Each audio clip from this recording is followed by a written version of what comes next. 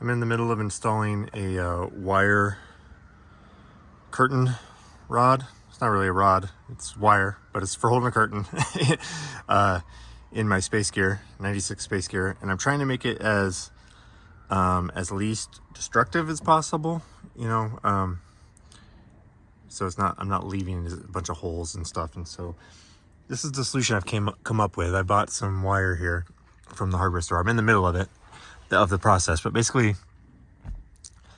I took the facade off of the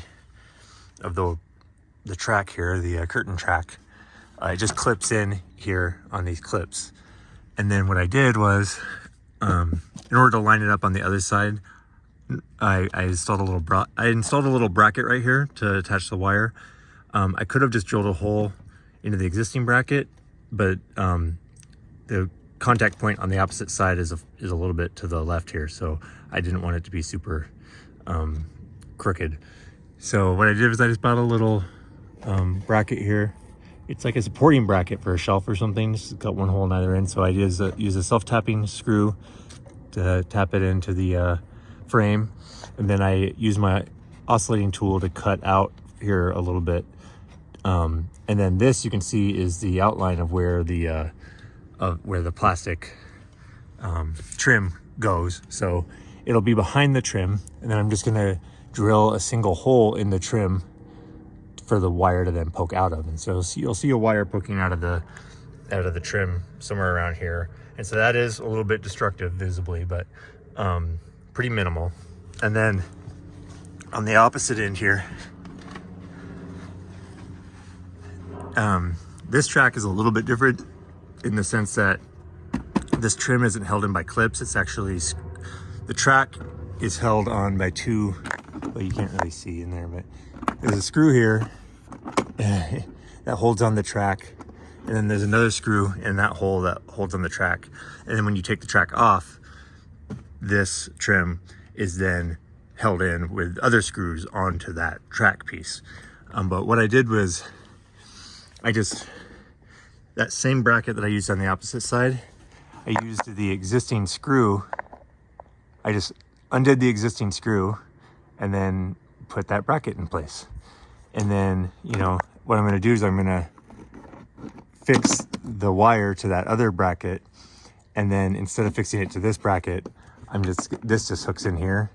And so that way, when the wires are crossed, I'm gonna connect it to this, and then this will tighten and make sure that it's taut and is adjustable.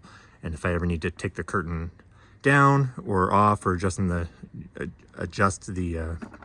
tightness, then that's what this is for. And because I plan on storing the curtain, you know, when it's open, there's gonna be a bulk of it, and so this will be hidden pretty much at all times. I won't be able to, I don't intend to put this end cap back, but that's the good, but again, it's non-destructive here, is I just have the end cap off. This will hold the curtain, presumably, yet to be seen. And then if in the future I'm ever not using it, I just pop that back in. So that is the plan.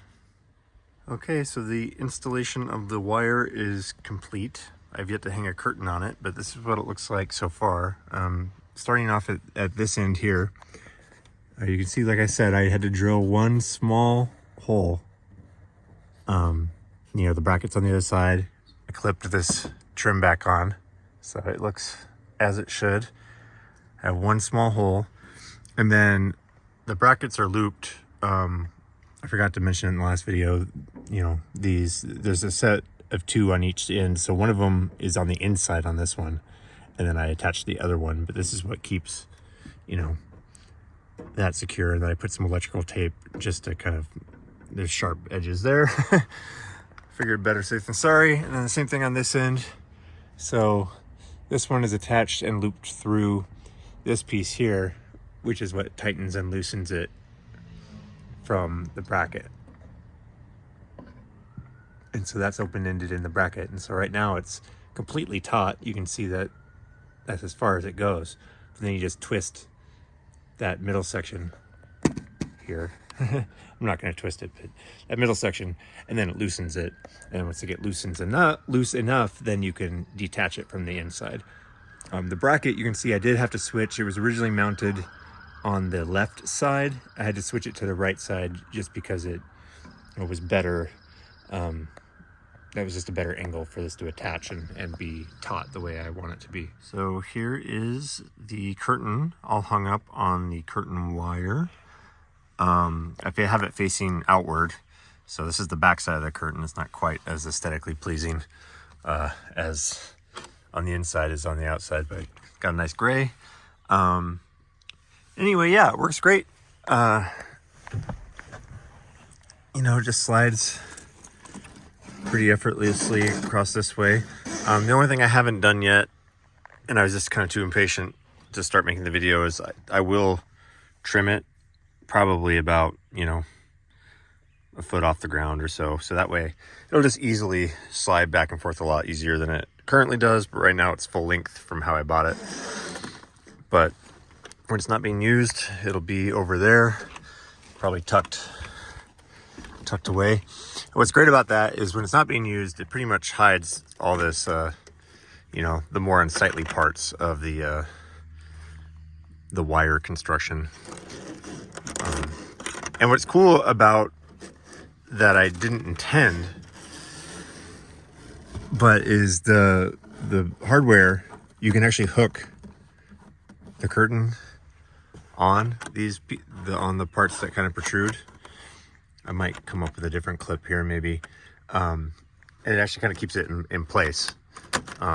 Again, I might come up with something different on this side, but it hangs great. And you know, I know a lot of people, some people, the purpose of the curtain is to block out light.